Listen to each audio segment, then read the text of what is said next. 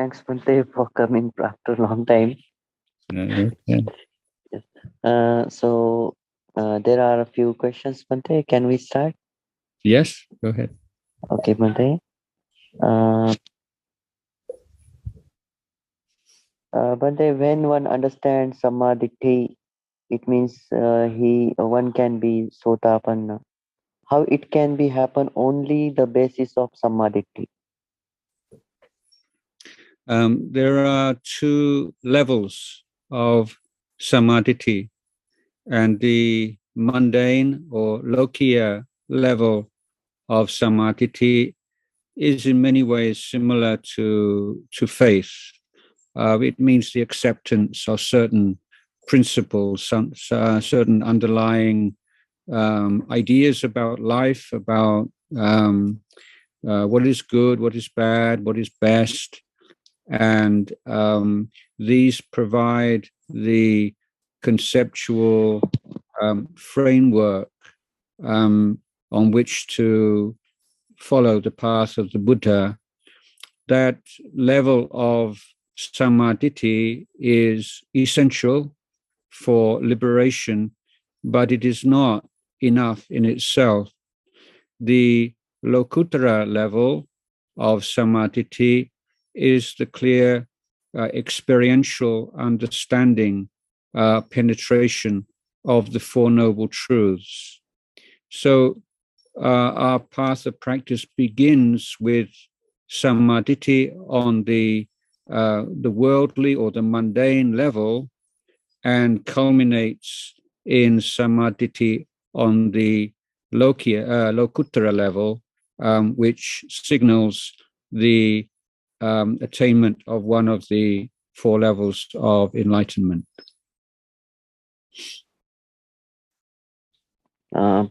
Bante, second question. Lord Buddha fulfilled Pāramis for eons. Which force made him fulfilling Pāramis? I'm sorry, I missed that. Which? What made him to fulfill his Pārami? What made him to accumulate the Pārami, or to? I ask again. Lord Buddha fulfilled Pāramis for eons. Which force made him fulfilling Pārami? I can't understand. I'm sorry. Which force? Yeah, which force made him to fulfill the Pārami? Sorry, what was the last word before Pārami? Force. To the very last part of the question, I still can't hear clearly. Bante, question is, Lord Buddha fulfilled his Pārami for eons. Which force made him to fulfill his Pārami? Yeah, I can't understand the last word before Pārami. Which force led him to? Yes, Bante. Which force led him to fulfill his Pārami? I still let me just talk about Pārami. I'm sorry, I'm getting old now. My ear's not so good. Well, the Buddha to be, the Bodhisattva means the Buddha to be, and his initial inspiration came from, as in the time of a previous Buddha, and that was what set him off on the path of practice. In fact, if we look in the Buddha's discourses, in the suttas themselves, he never refers to the 10 Pāramis, which form the basis of the Theravada commentarial tradition. And in fact, this is one of the teachings which there is a deviation or distinction from the Mahayana tradition, in which they single out 6 Pāramis. So the as I understand it, the commentators went through the Jataka stories and extracted from the Jataka stories this list of 10 virtues, but I don't believe myself that it's like a curriculum for the Bodhisattva, that now you're a Bodhisattva, you have to fulfill these 10 Pāramis in the way that it is sometimes presented. Nevertheless, I think that they are all very important qualities, of course, to develop. And I think that it is worthy of note that the last Pārami to be developed is the final step on that journey towards the last lifetime as Bodhisattva, was one in which he fulfilled the Pārami of Dana. And so the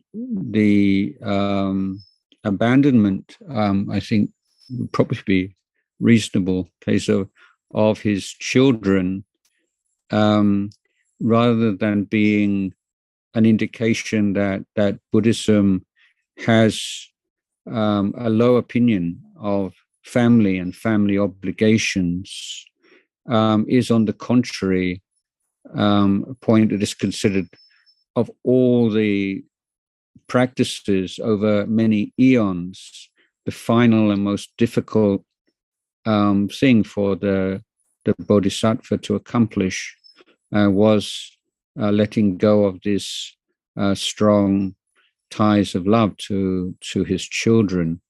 And of course, in the Jataka story, then there was we can say, a happy ending. But it is indicative of the fact that not just Buddhists, but any follower of the Buddha, any Savaka, can only realize this uncompletely unbounded and appamanya state of metta and love and kindness, when his heart is not tied to any particular human being or family member. So that is to accomplish that great boundless metta. Then the Savaka, and following in the footsteps of the Bodhisattva himself, has to learn to abandon those ties of familial love. So I apologize if I've not answered the question, but I hope that I've made some reasonable or interesting comment about the Pārami. And I don't know, is there a way I can read these questions as well? I don't know how to do. Okay, Bhante, I'm posting this question in chat box. I don't have to bring them up on my screen. I'm not very. No, maybe carry on with the next question. Yeah. Okay, Bhante. No, sir. Okay. Okay. This question asked by Mr. Ravindra, he say he got the answer. Okay. Thank you, Bhante. Okay. Bhante, please explain annihilation. I'm sorry, I'm not able to understand. View rises in the world because people don't understand origin of the world. And in eternalism, view rises in the world because people don't understand cessation of the world. Regarding Sammāditthi, please explain. So the one way that or one way of looking at Sammāditthi, or the as the middle way, the middle path, is the path between eternalism and annihilationism. And so I always found it very profound and very, very, very interesting that the Buddha should point to the underlying reasons why eternalism and annihilationism are so popular, and what is the psychological reasons why those are so attractive views.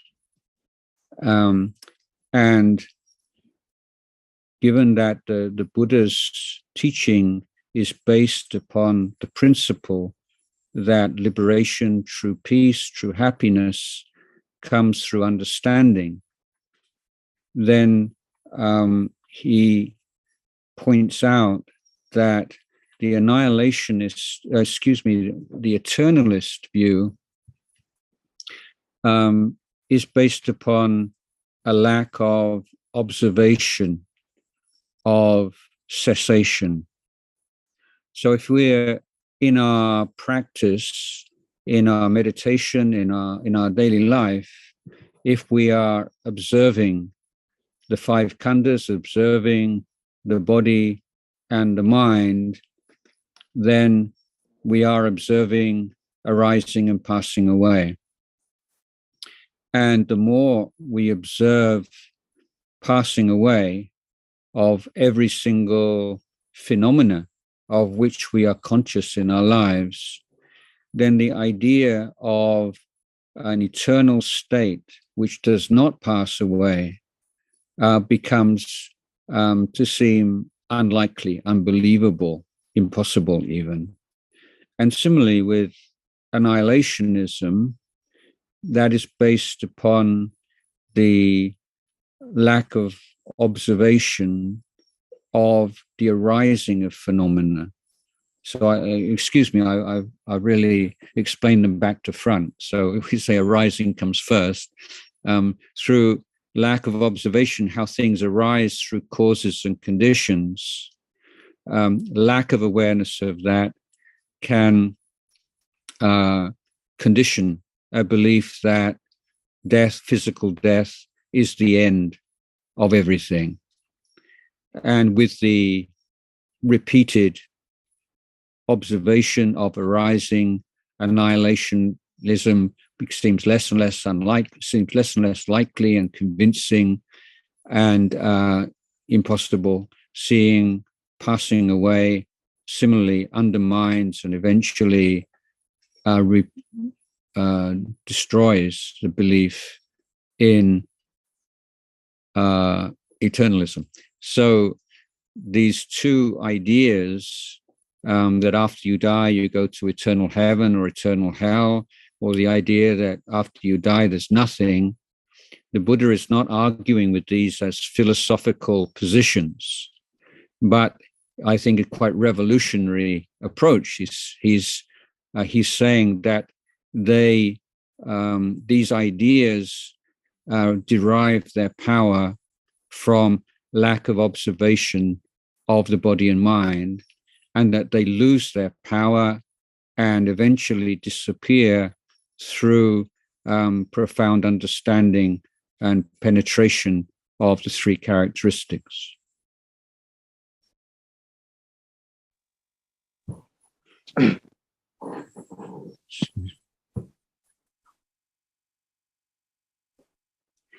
Bhante, if someone practicing Dhamma and somehow he broke Shila, then he or she tend to get consequences in short duration with compared to non-practicing Dhamma person.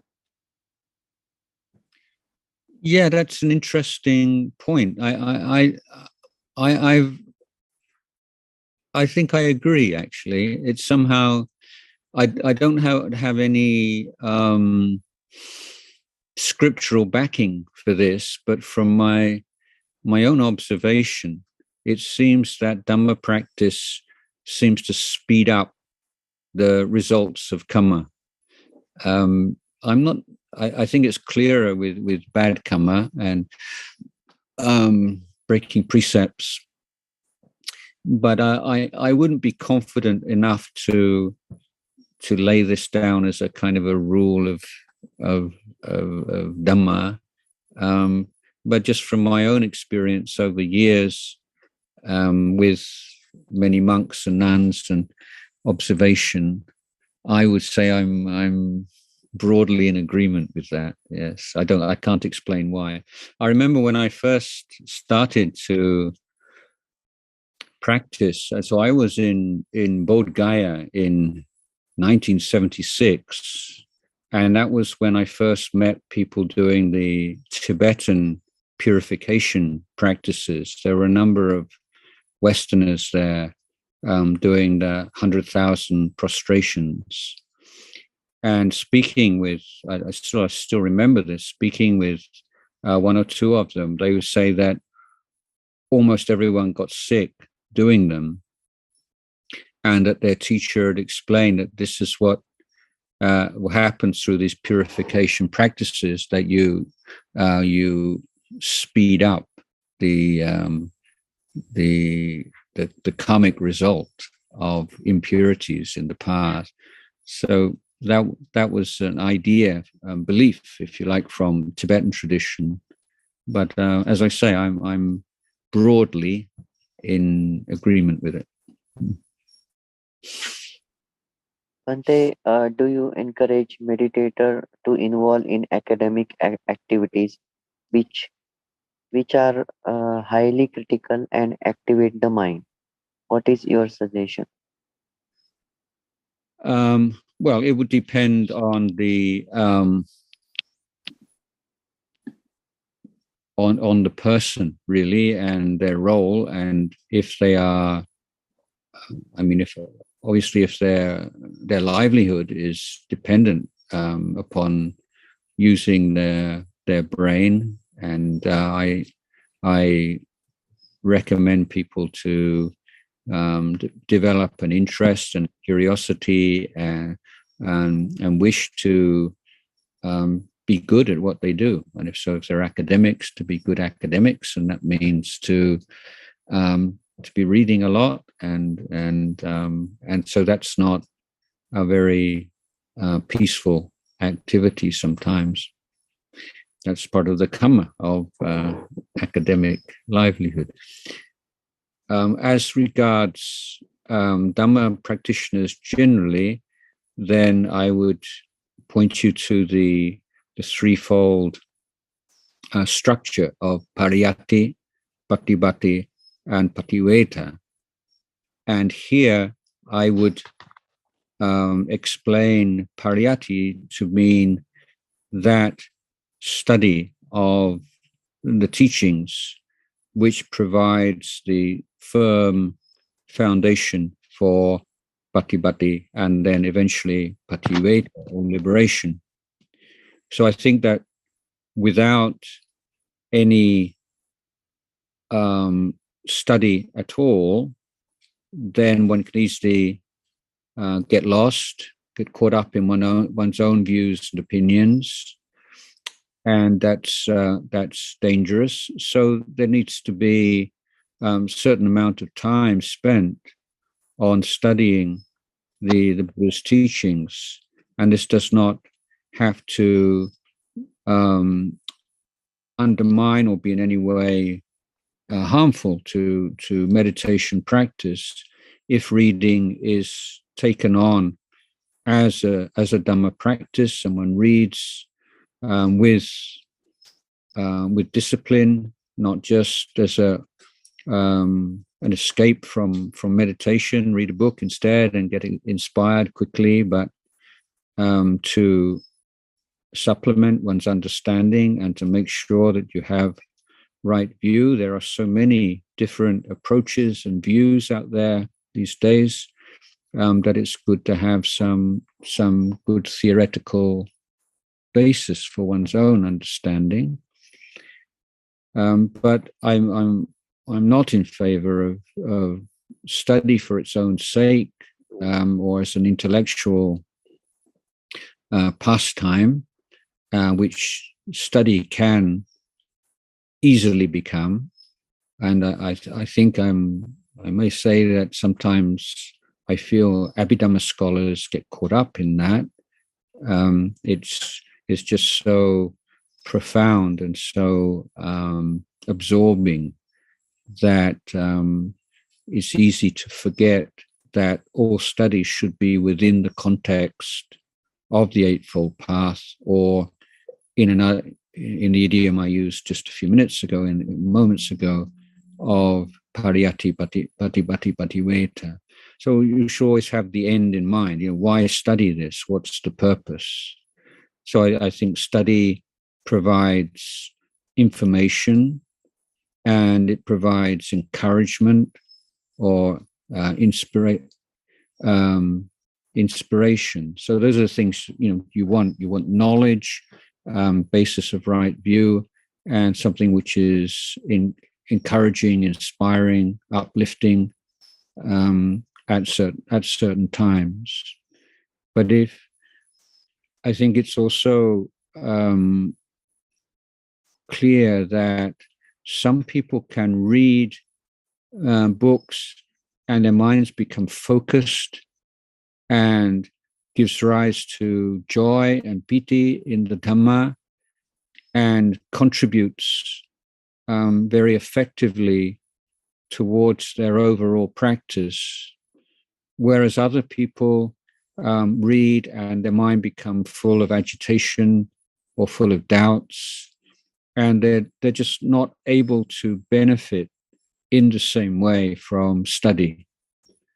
So this requires you to take a really close look at yourself and see whether, to what extent, you can use study of suttas and study of the teachings in our tradition as a way of supplementing and supporting practice. But if it detracts from practice, makes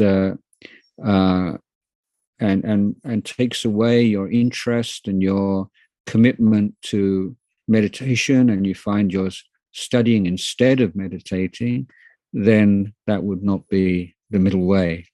So it's a question of looking and being very honest about your own character and your own ability to harmonize study and practice.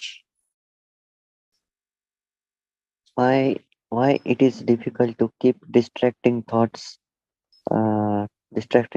entering consciousness while meditating, and how I can remove it? Well, with thoughts, distracting thoughts, agitated thoughts, we have to start off by looking at our way of life and the kind of activities that we partake in that affect our minds, make our minds more prone to agitation. So observing speech that agitates the mind and leaves a trace, the kind of speech where after you've stopped thinking, it's going round and round in your mind and causing mental disturbance. And from that observation, then you're led to sense restraint and to applying mindfulness to the precepts. And so the actions that you take, the speech, the activities, I think particularly these days with social media, and we have opportunities to distract ourselves 24 hours of the day without almost any effort.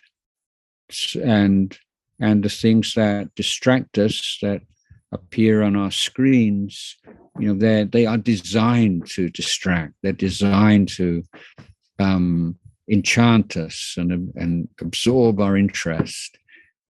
So if you're following the path of peace and to find that inner stability and clarity of mind, then you need to apply your intelligence to creating for yourself an environment, a way of life, a way of living your life, which cuts down as much as possible on things that agitate your mind.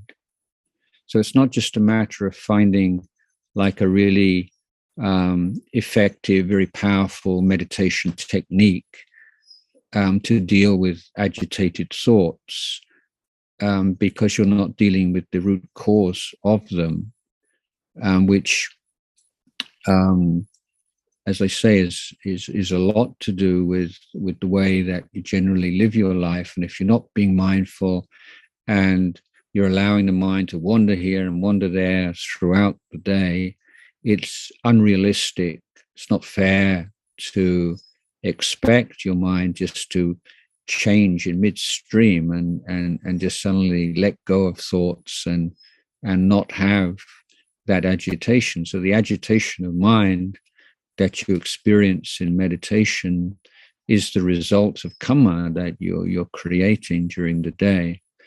But also, I think it can be like a wake-up call, in the same way that having an ache or a pain in your body, it's not very pleasant, but there is a silver lining, and it's telling you that there's something that needs looking at and needs dealing with. So if you have consistently experiencing a lot of agitation in meditation, then I would say it's important to look at your daily life, looking at ways of cutting down on entertainments and all the distractions that surround us all these days. As regards the meditation itself, then always we have to be aware of vibhava tanha, which means the desire not to have.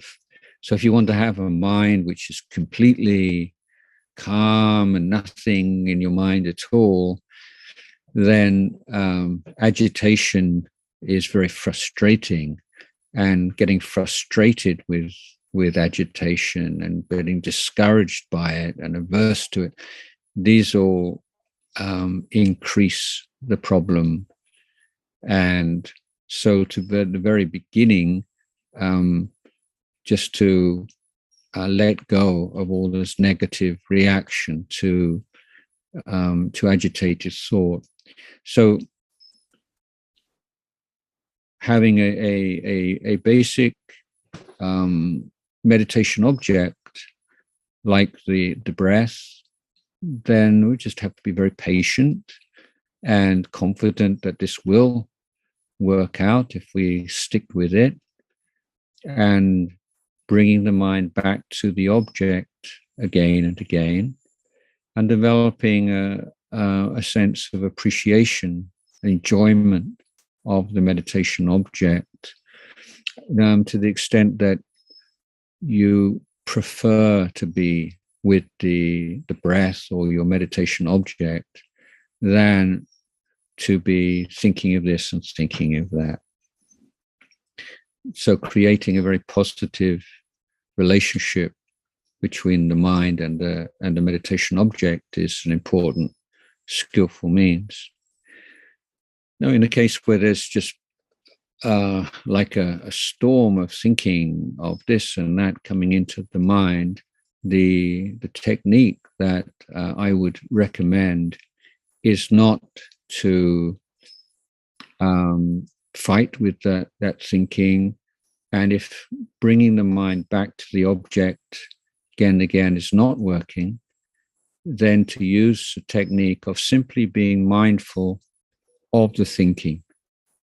So it's just like it's like a wild horse running around, and instead of trying to lasso it and tying it to a post, then jump onto the back of the horse and just be very mindful of where it goes.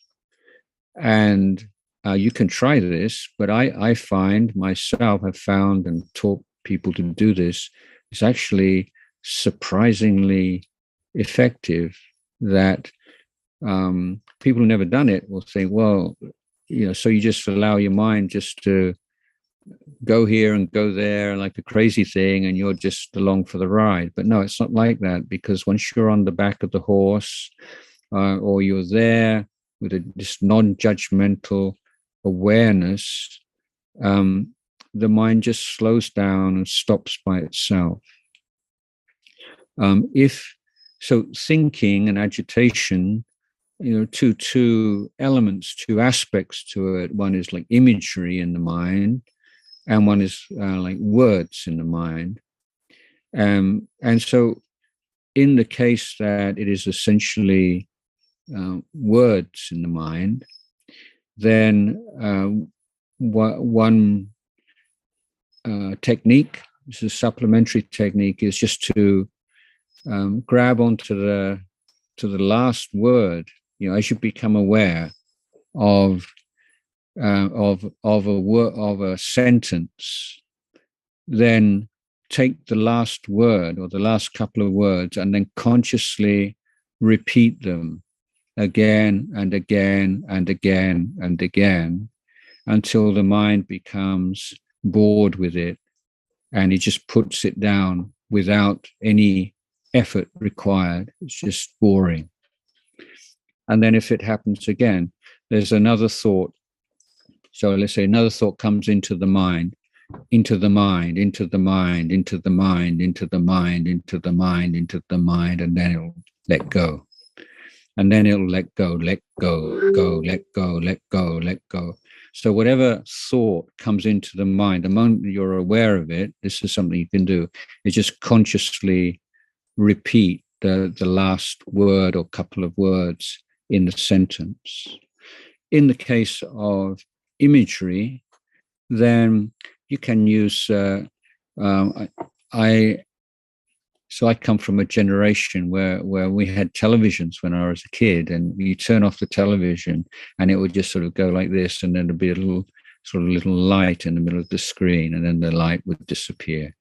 And so for those of you of an older generation, you can remember that or can visualize it, then you can just imagine this image in your mind dissolving into this little light and then disappearing. Or you can use a skillful means similar to grasping onto the last word of a sentence by simply allowing the colors to merge into each other, or to gradually fade away, or just to be there with it and allow it to pass away by itself. So these are some related ideas and skillful means for dealing with agitation. But I would like to repeat that the skillful means by themselves will not be effective if you are not putting effort into reducing distractions and disturbing conduct and speech in your daily life. Bhante, can you explain a bit more about difference between mindfulness and awareness and consciousness? I don't know. There's so much variation in the way that these words are used, and different teachers use them in different ways. And so I'm not sure that I can say, this is what this word means, this is what this word means, this is what this word means, and you should just follow that. It's more a matter of listening to teachers and seeing how they use those words themselves. So it's helpful when words have clear parallels in Pali. It's more difficult when there are words from English language, for instance, which are a lot more vague and don't correspond exactly to Pali words, and that's where a lot of the confusion comes. But even with sati or mindfulness, these days then, with the popularity of secular mindfulness, then so many books and so many different groups and teachers of mindfulness that the meaning of mindfulness, the meaning of sati hasn't changed, but the meaning of mindfulness now covers quite a wide spectrum of mental states, and it's not simply the sati that we find in the suttas. So if someone asks me, well, what does mindfulness mean, then I'm not sure that I have the sort of complete answer. I can say what sati means, which is, how sati, how mindful, the word mindfulness originally seeks to translate. So I think we can say that mindfulness is essentially bringing something to mind, holding it in the mind. And in the case of, say, knowledge from the past, then it has some similarity to memory, in the sense that you are mindful of obligations, you're mindful of instructions from your teacher, you're mindful of the way to repair a car or something. You have studied, and you're able to bring the knowledge that you need to the present moment in order to deal with a particular task or problem. In the case of in meditation practice itself, then your task is to bear the object in mind and not allow it to slip away. So the failure of mindfulness is like allowing the object to slip out of the mind. So you're no longer holding that object in I say in awareness, so holding that object in the present moment. So I think that we can distinguish between mindfulness of something that we are recalling from the past and mindfulness of a present object, but the function is similar. So then we have the accompanying term sampajanya, or clear comprehension. And whereas sati is included within the samadhi group of the threefold training, sampajanya is included in the wisdom training. So it's the wisdom aspect. And what complicates this question is that quite often the Buddha spoke about mindfulness without referring to sampajanya, which is usually translated as clear comprehension or full awareness sometimes. But it's clear that he is not speaking of a mindfulness which is without sampajanya. I hope you can understand that. So my understanding of this is that it was just shorthand term. So instead of saying sati sampajanya, the Buddha said sati on many occasions, meaning sati containing sampajanya, or sati with sampajanya, or sampajanya in brackets, if you like. So sometimes he distinguished between the two, and sometimes he didn't. When he didn't, it was assuming that sati in that case includes sampajanya. So this is why study is a little bit difficult sometimes, and we're speculating somewhat on words that were spoken 2,000 more years ago, and the commentaries are not always that helpful. But sampajanya, the wisdom faculty, let's say you lose your mindfulness and you're thinking about this and thinking about that, and then you realize, oh, I've lost the thread, I've lost my breath. What I'm thinking about now is not what I intended to be thinking about. That's sampajanya. So there's this kind of wisdom that, oh, you've lost the way. This is not what you should be doing. Wisdom aware of the purpose of what you're doing, and to what extent what you are doing is in harmony with the realization of your goal. So these two things go together. So awareness, is kind of like a rather ambiguous term, and I think in that case I'm not going to define it because it depends exactly what you want to use it for.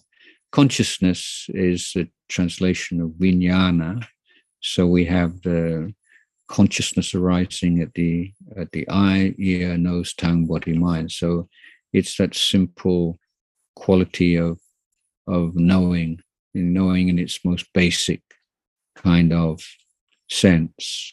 So knowing that there is something impinging on the eye, knowing that something is impinging on the ear, but the kind of knowing that, that's Ajahn Jayasaro on the screen, or that's an insect flying across the screen, though that's a different kind of knowing. That's the sanya knowing.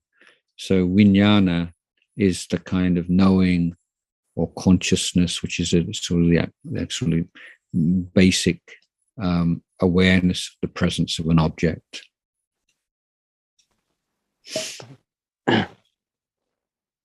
Bhante, how to understand 3 phases and 12 aspects of Four Noble Truths?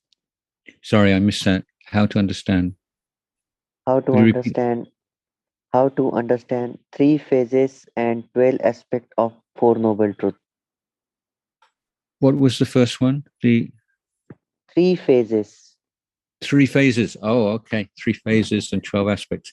Yeah, okay. So if we take the Four Noble Truths, dukkha, samudaya, nirodha, and magga, or suffering, cause of suffering, cessation, and the path to cessation, on the Buddhist identified his enlightenment with his full penetration of the Four Noble Truths, and explains that in the Dhammacakkappavattana Sutta, his first discourse, explains that the insights, the knowledge that came to him on the night of his enlightenment could be divided into 3 phases. So you have 3 phases of Four Noble Truths. 3 multiplied by 4 is 12. So with each one, the first is there is suffering. So it's the recognition of the existence of dukkha, of suffering. So that was the first knowledge, insight that arose in his mind. And the second was that the correct response to that knowledge, or the correct practice, or the duty that one has towards suffering or dukkha, and that he understood to be full comprehension. And the third phase was that he realized that he had fully fulfilled that second phase. He had fully comprehended dukkha. So for the First Noble Truth, the first insight, there is dukkha. Second, dukkha is something that should be fully comprehended. And thirdly, I have fully comprehended. In the second, there is samudaya, there is a cause of dukkha. It's not just the will of God, or it's not just random, but there is cause of dukkha, tanha, craving based on ignorance. And that was the first of the insights. The second is that craving or samudaya should be abandoned. And the third level was, I have abandoned craving. So in a similar pattern, the third noble truth of cessation, realizing there is cessation of dukkha. And secondly, that cessation of dukkha should be realized. And thirdly, I have realized that cessation.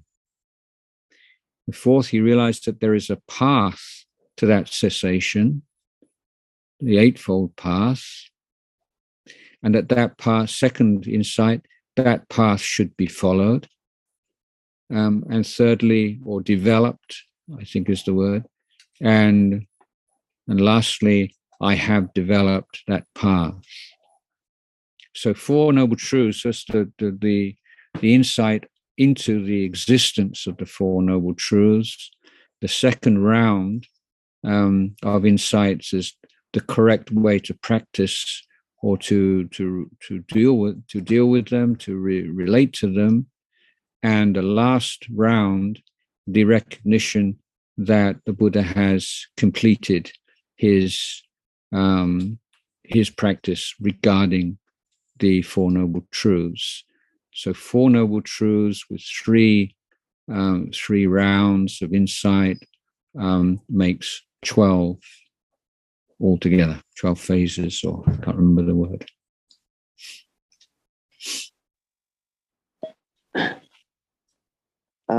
Bhante can focus on five hindrances in short. Can teach about five hindrances in short, how to reduce it. Okay, so there are many different ways of talking about defilement, and many different groups of defilement, and these groups differ in that they appear in different contexts or in different ways of looking at practice and different ways of looking at the mind. And one of the most common of these groups, and the one the Buddha gave great importance to, is the five hindrances. And we can say samadhi really begins where the five hindrances end, or that the five hindrances are the defilements of mind which are exposed by meditation practice.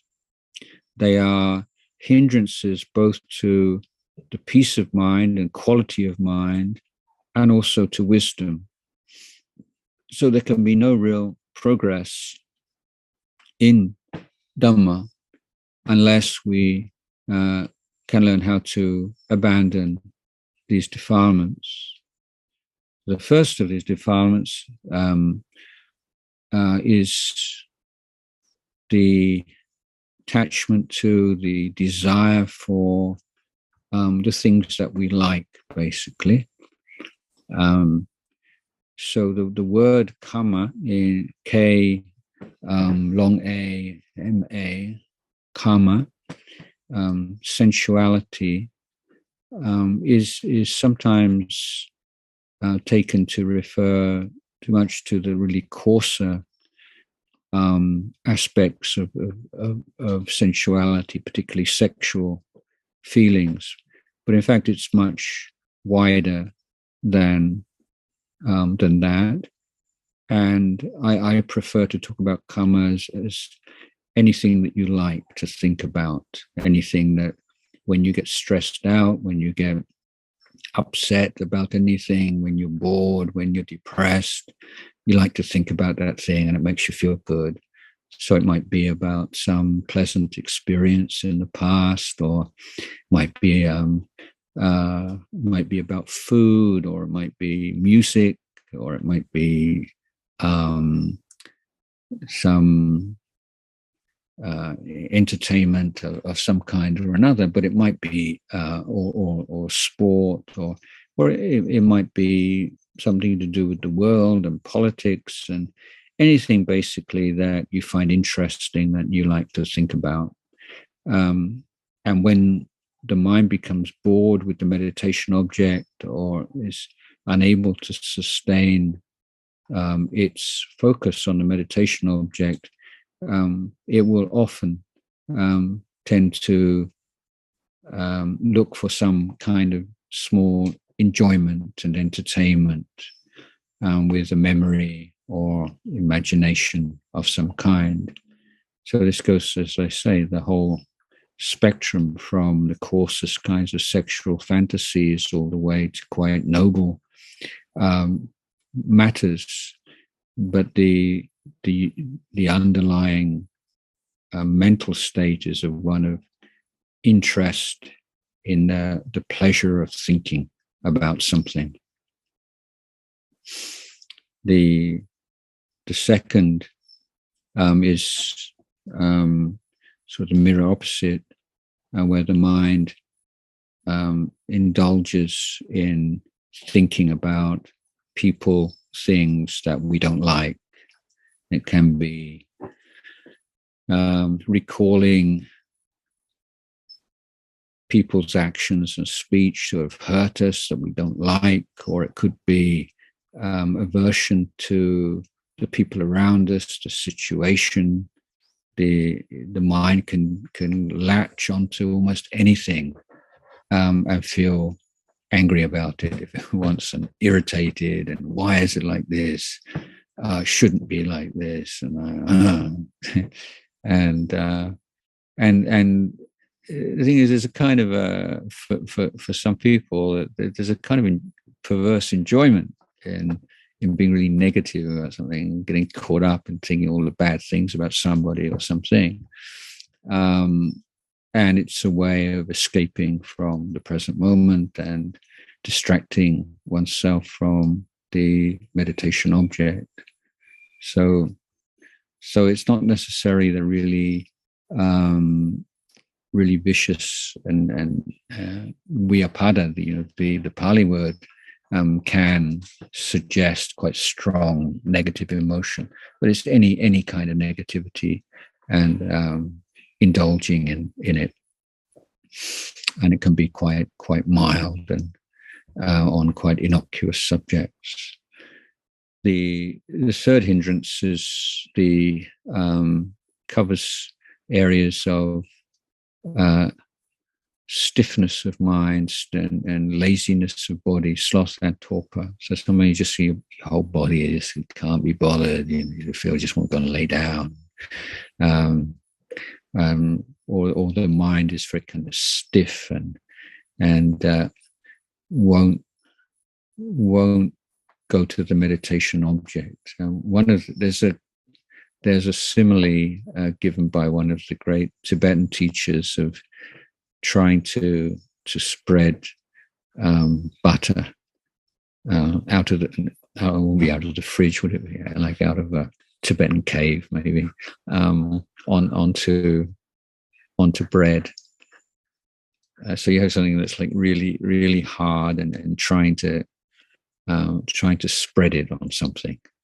That's the idea of that kind of stiffness of mind, and that stiffness of mind can be quite subtle, and many meditators get caught in that state where kind of quiet, there's not a lot of agitation in the mind, but it's not samadhi, it's just this very refined stiffness of mind, which is hindrance. So again, you go from this very coarse kind of nodding and falling asleep during meditation to kind of resistance and boredom and dull, stiff states of mind, going up to quite refined dullness, which can easily be mistaken for a state of meditation. The fourth hindrance is agitation, which I've spoken about at some length earlier in this session. And it also includes like guilty thoughts, just going over and over things you did and shouldn't have done or shouldn't have done and did. And if only this had happened, if only that happened, I'm such a bad person. And this kind of indulgence in self-recrimination over actions, speech in the past. This is kind of one aspect of this hindrance. So it's different from hiriotapa and recognizing one's behaved poorly and revealing this and not hiding it and making a determination not to behave, not to speak in such a way again in the future. This is different from the hindrance where we're just going over and over, and it's very much based on self, and I'm such a bad person, and I shouldn't have done this, and I should have been better than that. So that's a very toxic way of thinking, and it's a hindrance. And the last of the hindrances is skeptical doubt.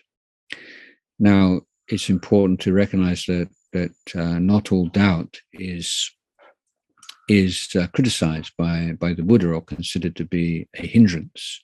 Indeed, the Buddha praised lay Buddhists sometimes, or lay villagers, not necessarily Buddhists, that you're doubting about things that should be doubted about. You know, sometimes doubt is a sign of wisdom and humble heart, that you recognize you don't have all the information that you need to make a good decision, good judgment. And so you recognize, I'm not really sure about this. I don't really don't really have all the information I need. So that kind of doubt is not a hindrance, quite the contrary. But the skeptical doubt that is an obstacle in meditation is when you just where you reach the point where you have to make a choice and apply effort, and you still want some kind of guarantees before you put any effort into something that it will really work out, and there are no such guarantees, and constantly reevaluating and worrying about the practice and the teachings, every twist and turn of the path, for every difficulty that it comes out, maybe I got this wrong, maybe this isn't right, and maybe I should try something else. And so that's the most debilitating of the hindrances. With the others, you've got anger in your mind, or you've got sensuality in your mind. You say, I got a problem, I've got to deal with this. But with the fifth hindrance, maybe you don't even think you've got a problem, or do I have a problem? Maybe I don't. Maybe this is no. So you can just go around in circles with that one.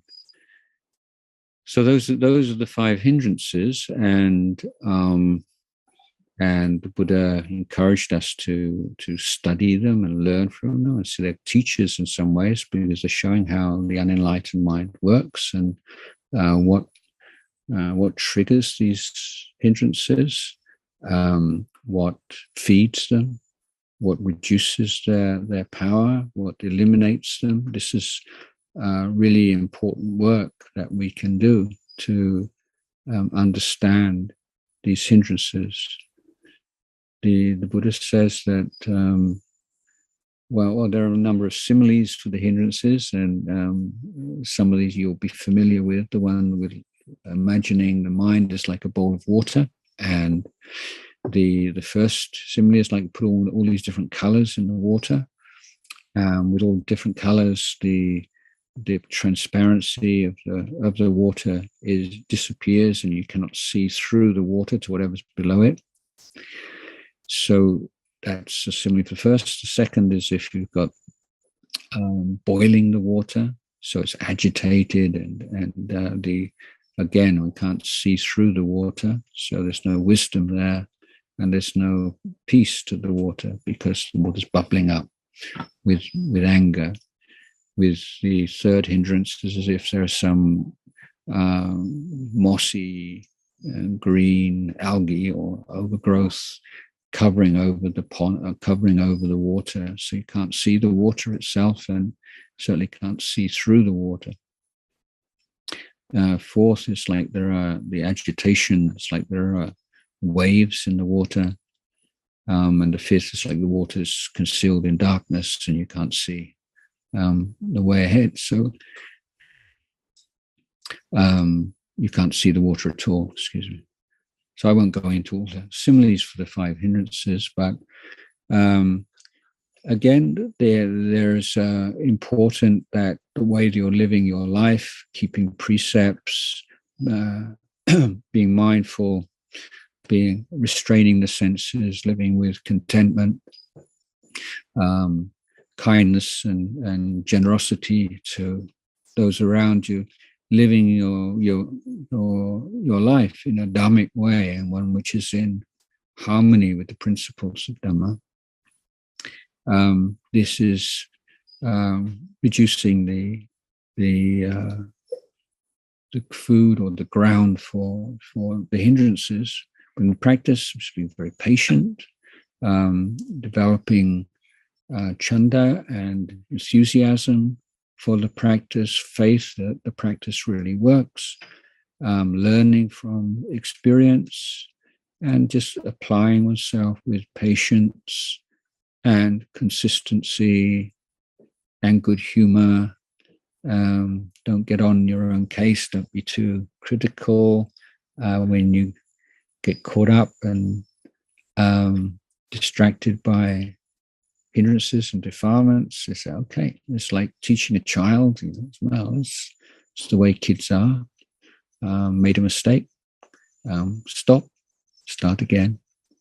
So very, very, it's consistency, patience, maintaining or creating this real interest and commitment to practice. And these defilements, these hindrances will gradually fade away. But is it okay to take a few questions? Yes, we can go till 7:30.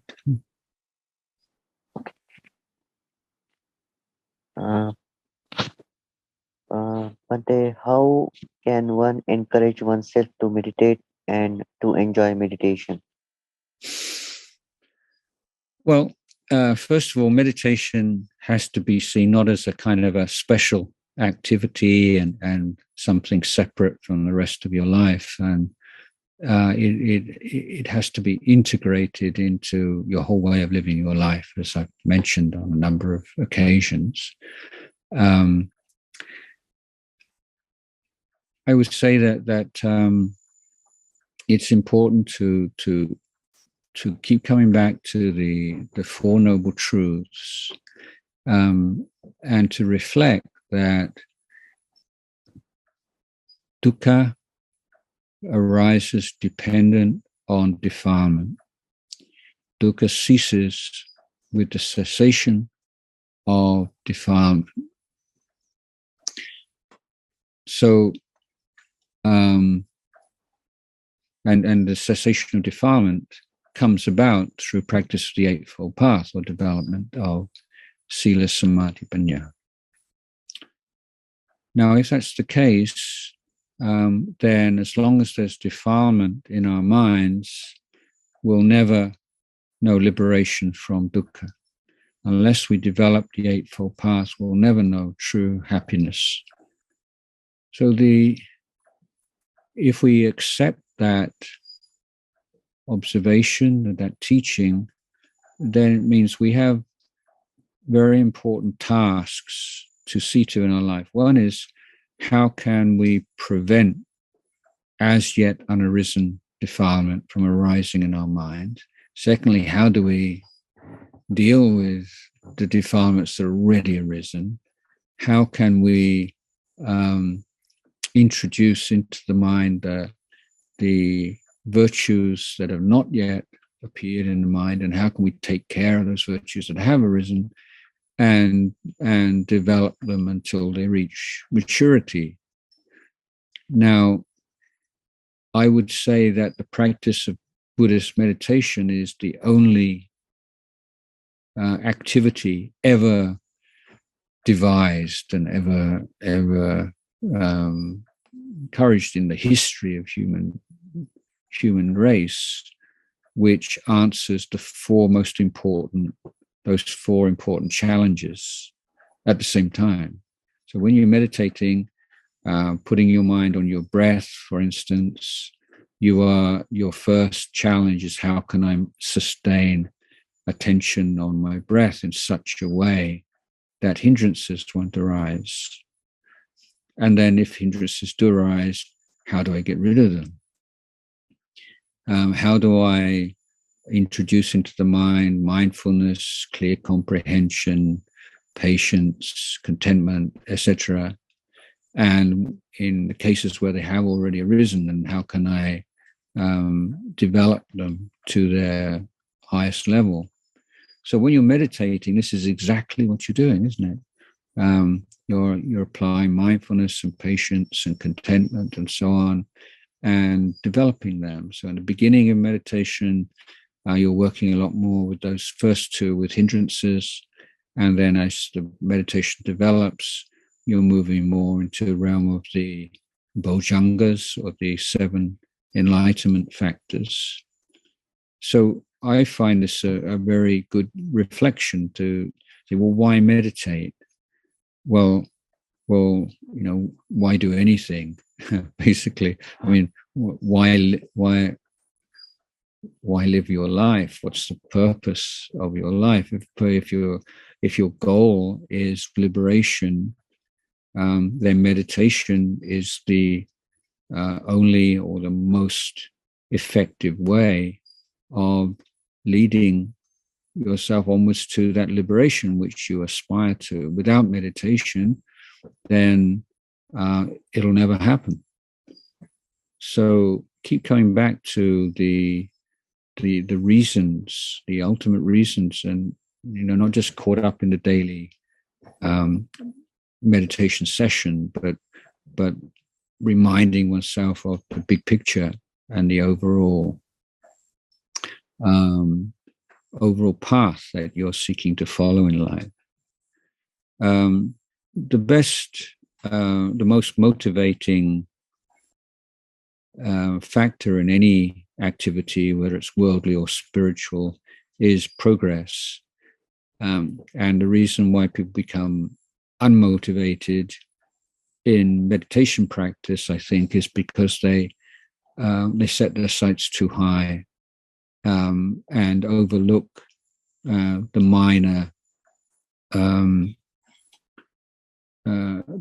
advances and the minor victories that one achieves during the day, and then just in terms of becoming a little bit more patient, a little bit more aware, a little bit kinder, a little bit more patient, and so on.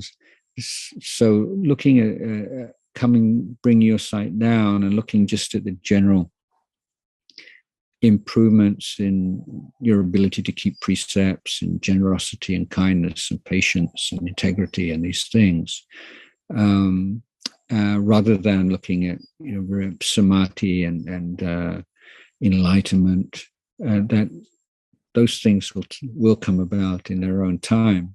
But in the meantime, as a skillful means of motivating yourself to keep up the practice, then come down a bit and just look at increases in the quality of your life and relationships with the people around you.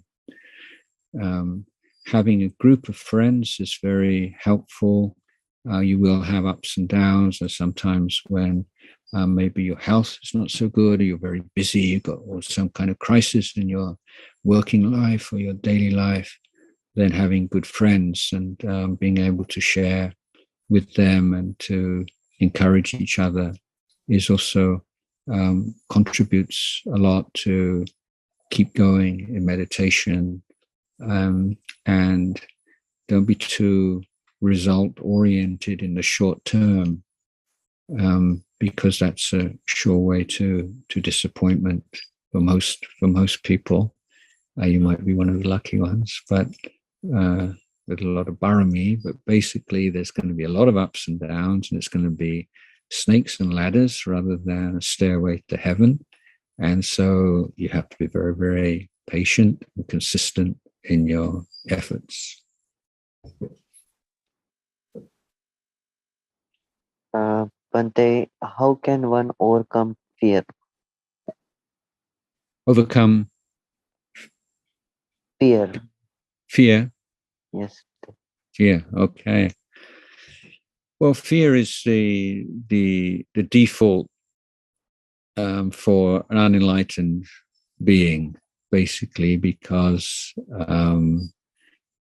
the attachment and the view of Sammāditthi, a view of body and mind as being self, creates the opposite, what's not self. And so you have this dilemma of looking after yourself and protecting it from everything else that's not yourself, and sense of vulnerability and fear of what might happen to self.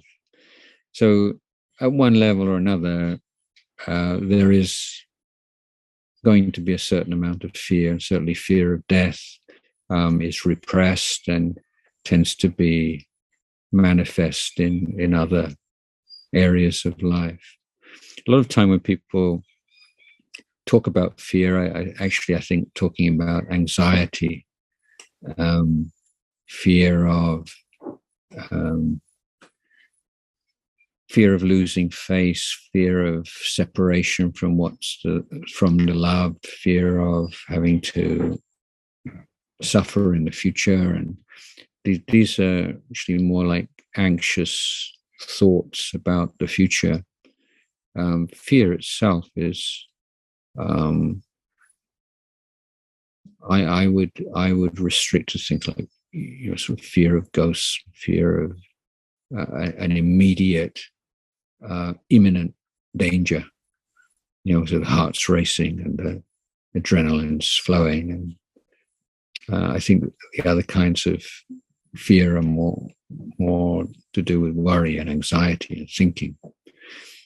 So I'm going to just answer about fear for the time being in my definition. And I would say that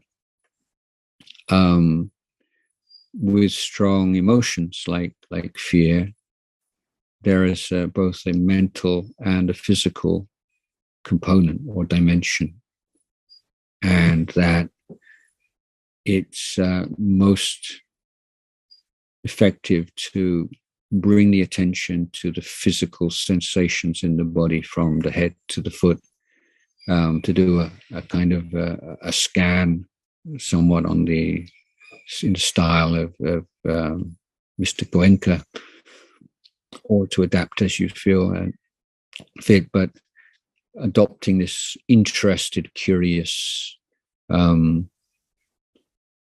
scan of what's going on. What is fear? Where does fear manifest in the body?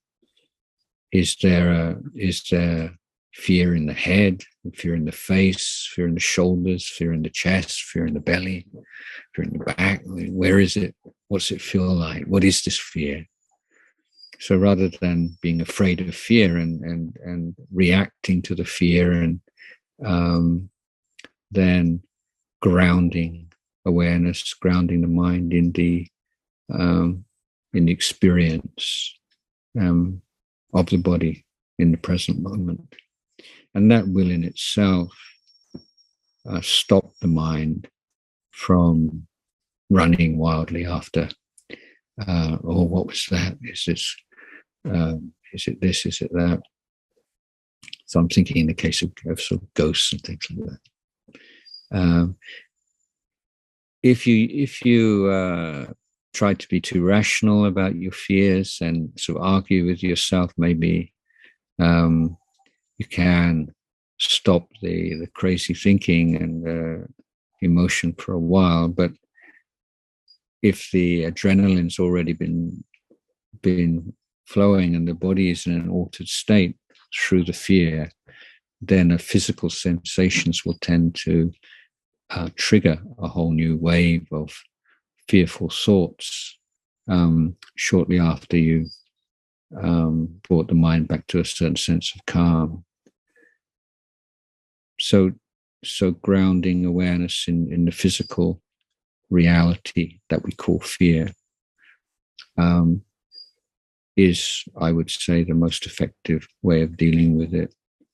With the anxious thoughts about the future and about what happens if, what if that happens, what if this happens, and then that's a stinking problem, and one in which we need to have that kind of sharpness of mind which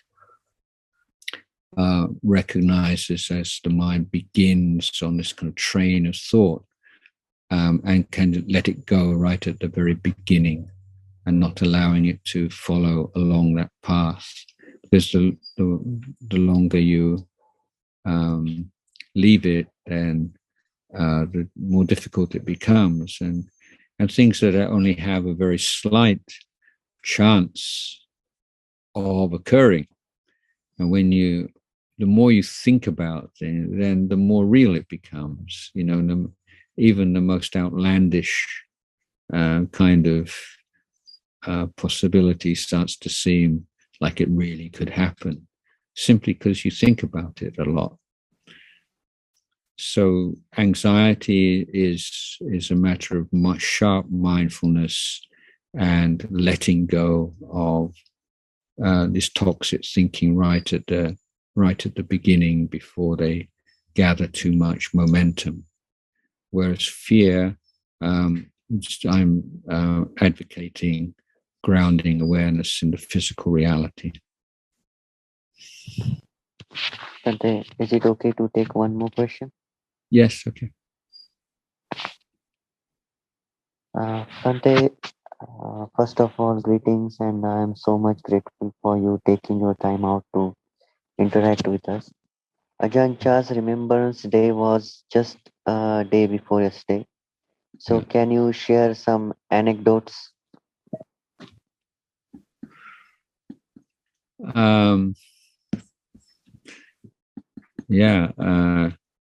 This thing, everybody's heard all these anecdotes before. I would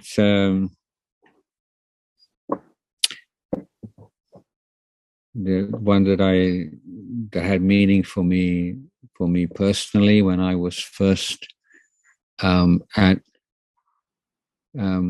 let me say when I first arrived at Wat Pah Pong. This was in December of 1978, and I was wearing white. I'd spent a few months with Ajahn Sumedho in a monastery in England, and come out to Thailand in November and traveled around a little bit, and eventually arrived at Wat Pah Pong on the full moon day of December in 78. And the monks had just completed their Patimokkha recitation, and Ajahn Chah was sitting under his kuti, speaking with his disciples. And I was met at the gate by an Australian monk who looked after me and took me to see Ajahn Chah. And when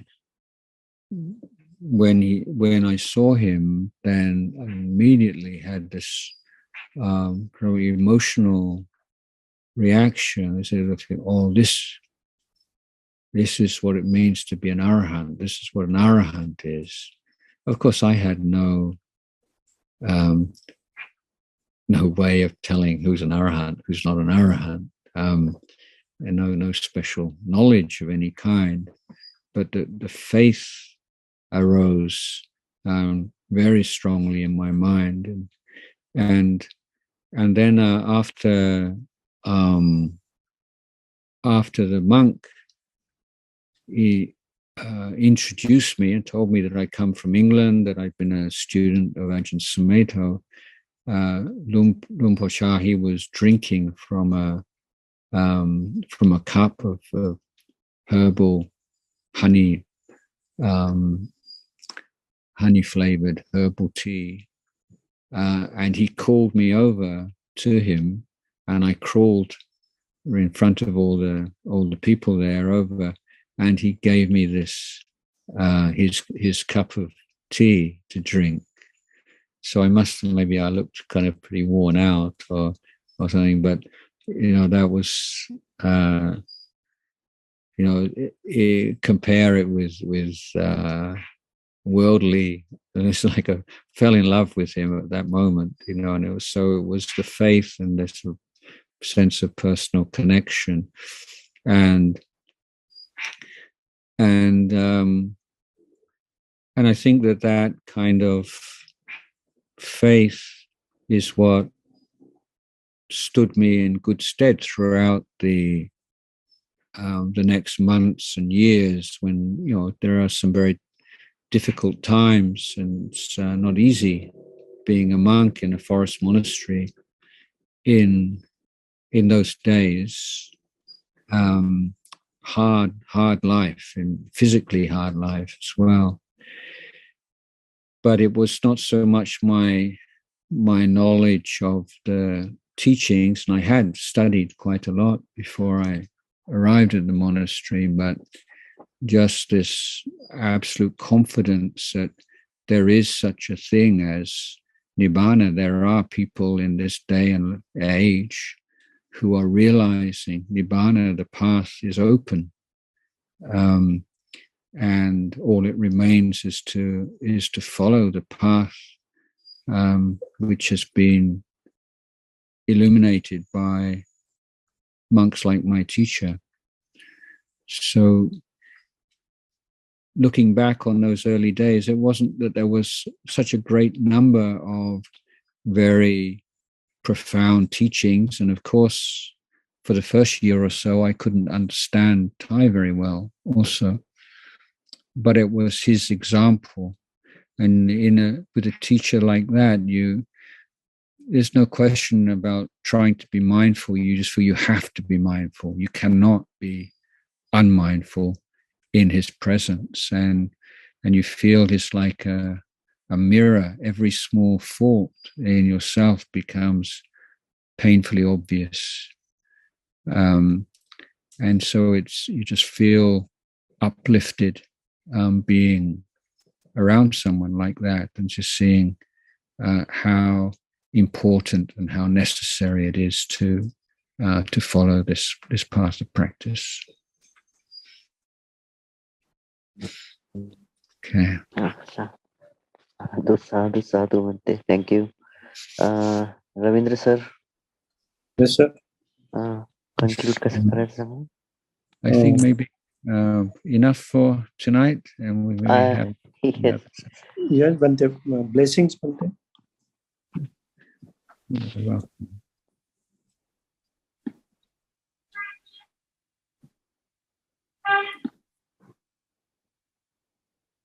Bhante, we want the blessings from you. Okay, I give you the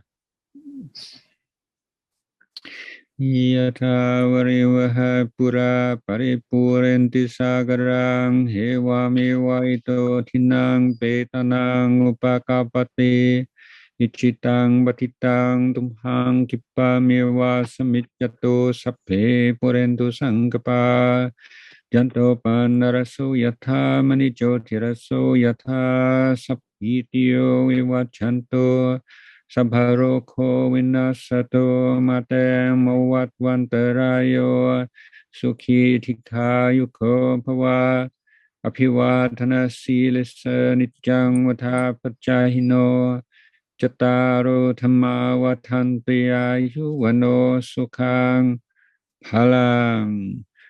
So I wish you all very good health and to be firmly established in dana and sila and pavana, May your defilements wither away every day and become less and less, and the virtues and goodness in your heart grow and flower and come to fruition. May you all be well. Sadhu, sadhu, sadhu. Sadhu, sadhu, sadhu.